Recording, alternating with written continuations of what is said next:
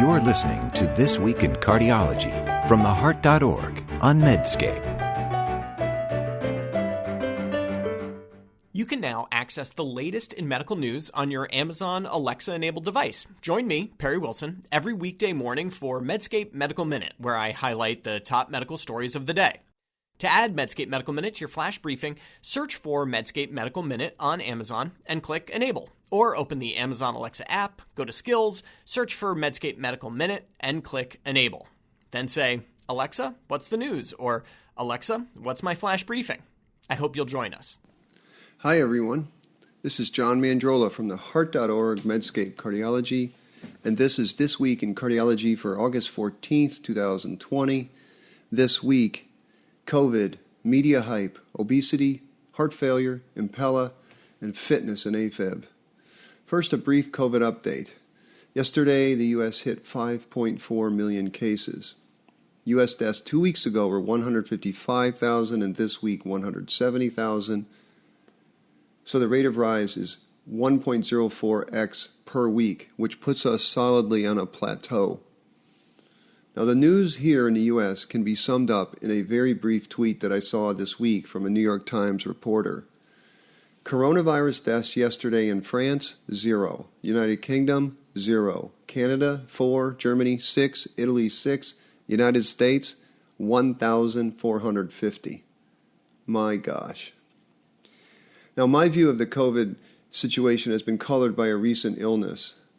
Last week, on holiday, I was supposed to walk the Appalachian Trail in the Smoky Mountains with Dr. Stacy Mandrola.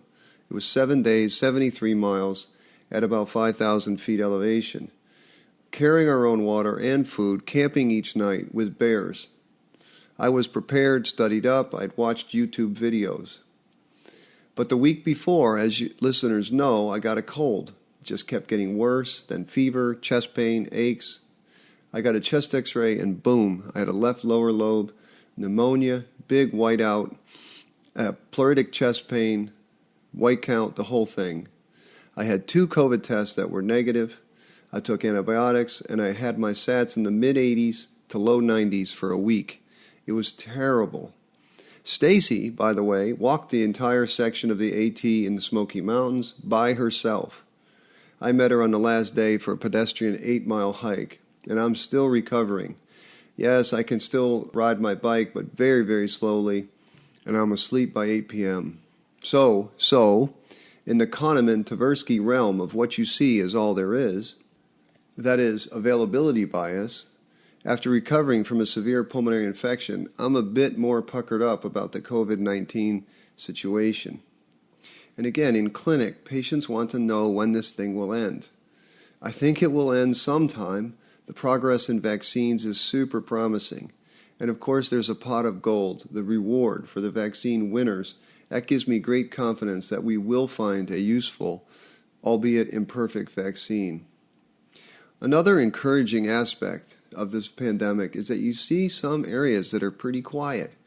New York City, for instance, will probably go back to school, and Kentucky is not going to be able to. And that New York City is so calm from a virus standpoint makes me wonder about levels of herd immunity, maybe easier to reach than what was once thought. I don't know, I'm not an expert, but boy, there are some areas that seem very, very quiet. Now, a brief follow-up note on the importance of critical appraisal, and this relates to media hype. 2 weeks ago, I reviewed a small observational study from Germany on the use of CMR, cardiac MRI, in patients recovered from COVID. The study was interesting, but did not at all definitively say much about the long-term cardiac effects. What's more, there were probably reporting errors in the data that Daryl Francis and Graham Cole outlined. However, these limitations did not stop the massive media coverage. Sports Illustrated, ESPN, CBS Sports apparently do not listen to This Week in Cardiology, and maybe one of you listeners could alert them. That is, in these news reports, the extremely limited study from JAMA Cardiology was cited as a reason to cancel college sports. Now, I don't have a dog in this fight. I don't watch much college sports. The point is that this study was nowhere near definitive enough to influence any policy decisions. There are tons of decent reasons to cancel college sports in the midst of this pandemic, but this study should not have been one of them. The larger point, the reason why it makes the podcast, is how medical studies, especially those with provocative headlines, can take on a life of their own. I mean, hydroxychloroquine did that. The flawed JAK anticoagulation study did that too. So if there are any journal editors out there who listen, please help the media by forcing cautious conclusions in the abstract and especially in press releases. Next topic is obesity. I came across a couple of interesting takes on obesity relative to COVID. The Annals of Internal Medicine published a retrospective cohort study from Kaiser hospitals in Southern California. This was a large study of about 7,000 patients who had COVID, and the authors found a definitive J-shaped association between BMI and the risk of death. Now, of course, they adjusted for obesity-related complications, and they used normal weight people were the control group. Those with BMIs of 40 to 44 and greater than 45 had relative risks of 2.7 and 4.2 respectively. And the risk was most striking among those aged 60 years or younger and in men. Interestingly, and it's different from previous observational studies, Black and Latino race ethnicity was not associated with increased death. Well, yesterday I saw a similar study published in the Proceedings of National Academy of Sciences, and thank you, Eric Topol, for tweeting it. This was a community-dwelling general population in the UK that was linked to a national registry on hospitalizations for COVID. The authors studied the association between BMI and waist-to-hip ratios and COVID hospitalizations. And again, they found an upward linear trend of increasing BMI and COVID hospitalizations. Their key findings were that the associations were little affected after adjustments for a wide range of covariables, and that a similar pattern emerged for waist-to-hip ratios. Now, the second obesity-related article came from Kaiser Health News, and it was published on the Heart.org Medscape Cardiology. And here the authors surveyed the literature on the effects of vaccines in the presence of obesity. The authors cited a handful of studies showing that obesity can be a mitigating factor for the efficacy of vaccines, including the flu vaccine. I highlight this study because I did not know that obesity might affect the ability of vaccines to create immune responses. And of course, the bioplausibility argument goes to the notion that chronic obesity and its cardiometabolic manifestations create a state of chronic inflammation, which is always on rather than what's normal off and on. The authors cited a study in an obesity journal a couple of years ago that found that influenza-vaccinated obese adults were twice as likely as adults of a healthy weight to get flu. And smaller studies have also suggested obesity mitigates vaccine response in hepatitis B and hepatitis A. And of course, this could be a factor going forward in the future of the COVID pandemic. Now, I highlight obesity as a topic, not to be mean or shaming, but because, as you know, obesity affects anywhere between 30 to 40% of the U.S. population. That's like more than 100 million people. In fact, it's been such a chronic problem here that it almost seems like obesity has been normalized. And I may be wrong. I may be wrong about this, but could part of the problem in the U.S. with COVID have to do with the problem of chronic obesity and its complications? More and more in my clinic, I am meeting patients who have on their own begun to lose weight because of the news they hear surrounding the risks of obesity and COVID. Okay, next topic is heart failure therapy, specifically the practical aspects of treating patients with heart failure. Now, we all know about the guideline-directed medical therapies like ACE, ARB, sacubitril, beta blockers, MRAs, but lurking there in our blind spot is the simple thing, loop diuretics. In fact, I've been sitting on our peer review committee at the hospital for 20 years, and one of the most common reasons to review a case is a readmission for heart failure in a person who was not sent home on a diuretic. An observational registry-based study published in JACC covered this issue. There were multiple authors, and they used a Medicare-linked optimized heart failure registry, and they were interested in the relationship between loop diuretic use at discharge and clinical outcomes in patients with heart failure. They started with about 25,000 older patients. They excluded patients who were taking diuretics when they came in, those on dialysis, and those discharged on thiazides. That left about 8,000 patients, of which 70% received a loop diuretic and 30% did not.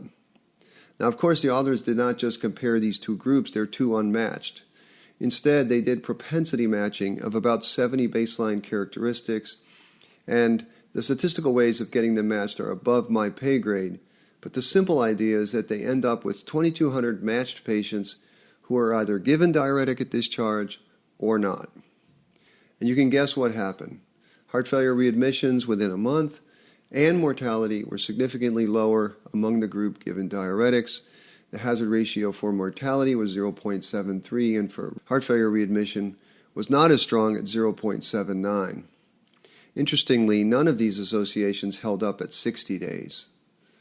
So the authors concluded that, quote, these findings provide new information about short-term benefits associated with diuretic use. And, as it is so often occurring on our peer review committee, we send the dumb doctor a letter asking why he or she did not send the heart failure patient home on a diuretic.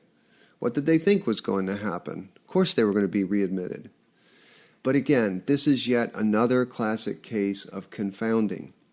The doctor who gets in trouble for not sending a heart failure patient home on a diuretic didn't do it because the doctor was dumb, did it because he or she was worried about something bad happening from the diuretic, say volume depletion or electrolyte problems or low blood pressure and falls.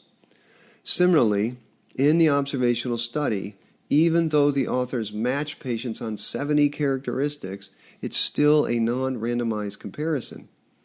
And so the reason a patient did not or did get put on a diuretic was not random. It was a decision of a thinking clinician. Therefore, it's highly likely that unmeasured confounders explain why patients not discharged on diuretics did worse. In fact, the evidence for confounding is that the strength of the association in this study between diuretic use on discharge was higher for overall mortality than it was for heart failure readmission. That tells me that sicker people likely had their diuretics withheld at discharge. Now, this was for some reason that was maybe not obvious in the spreadsheet of 70-plus characteristics. And to be fair to the authors discuss these limitations in their paper, but still the conclusions imply causal connections. Now, I don't know the solution to this problem, but I can tell you that if we start mandating diuretic prescriptions based on non-randomized comparisons like this, we're going to be in a heap of trouble. Next topic, Impella and COVID. Earlier this month, the FDA gave emergency use authorization for Abiomed's Impella mechanical assist device. The EUA specifically covered temporary use for LV unloading in patients who had heart failure, who developed pulmonary edema, or decompensation from myocarditis while on ECMO support.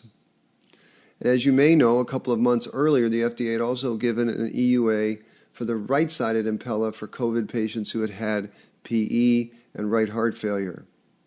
I don't quite get all this. All over Twitter, I see that the big thought leaders on COVID are calling for the FDA to get moving quicker on approval of something like at-home COVID test that would help, say, millions of people. But here we have FDA giving an EUA for a tremendously expensive device that has yet to pass muster in a proper RCT in pure cardiac patients, never mind those with viral infections. And then the press release offered a case report and patient testimonial of a 42-year-old man who had COVID, was placed on VA ECMO, then Impella, then he survived, and the patient was quoted as saying, quote, "My recovery was made possible by the life-saving therapies like Impella and ECMO." Now, of course, this is a great story, but you know the problem. We can be happy that this young man survived, but without a proper trial, you don't know the counterfactual. You do not know if he would have survived without the device. Without proper trials, you don't hear about the complications, the cases where the device causes vascular damage or other complications. I'm no policy wonk, but these EUAs seem likely related to two factors. One, of course, is marketing. It gets the Impella name out there. People will see it. Heck, I saw it. Now, the other reason for the EUA seems likely related to reimbursement. I mean, Impellas are sitting on the shelf at hospitals. If the doctor thought it might help a COVID patient, he or she could use it. But without a specific indication, the hospital could not bill for it. Now, I guess, with this emergency use authorization from FDA, the hospital can get paid. And gosh, I am really sorry to sound cynical, but the idea of FDA rushing to give Abiomed a new indication for an unproven device in this novel disease just bothers me. I'm happy to be corrected about this cynical tone. Let me know if you disagree, please. Final topic today is about fitness and AF ablation. The Cleveland Clinic group deserves a shout out. They've published another small but nice study looking at the association of fitness, cardiorespiratory fitness, and outcomes after AF ablation. Heart Rhythm published the observational study on about 600 patients who had had exercise stress testing before their ablation. The authors made 3 groups, low, adequate, and high fitness, and during a median follow-up of almost 3 years, they found that arrhythmia recurrences was observed in 79% of patients who had low fitness, 54% of patients with adequate fitness, and 27% in the high fitness group, and these numbers were highly significant. Rates of repeat arrhythmia-related hospitalization, repeat procedures, and the need for antiarrhythmic drugs were also significantly lower in the group that had good fitness. What I like about this work is that it's confirmational, right? Confirmational of the work of Adrian Elliott and Prash Sanders from Adelaide. Their study called CardioFit, published in JACC, also found that among obese individuals with AFib, baseline fitness was a strong predictor of freedom from arrhythmia, antiarrhythmic drugs, and ablation. And the Cleveland Clinic authors also cite the recently published HUNT study, H-U-N-T. This was a Norwegian observational study of about 1,100 patients with AFib. The authors found that with each MET increase in fitness, all-cause mortality and cardiovascular mortality were significantly reduced. And I know none of these studies are RCTs. They're all observational, but they are strongly suggestive of an important modifiable risk factor before ablation. And my friends, remember, AF ablation is a decidedly an elegant, imperfect procedure. We ought to be searching high and low for ways to improve outcomes and encouraging exercise. Exercise that is regular and robust enough to improve fitness is a no-brainer. So that's it for this week in cardiology. As always, I'm grateful that you listened. Thank you. And remember, if you like this podcast, please consider taking the time to do a review, give us a rating, tell a friend. These things help others find us. Until next week, this is John Mandrola from the Heart.org, Medscape Cardiology. You're listening to This Week in Cardiology from the Heart.org on Medscape.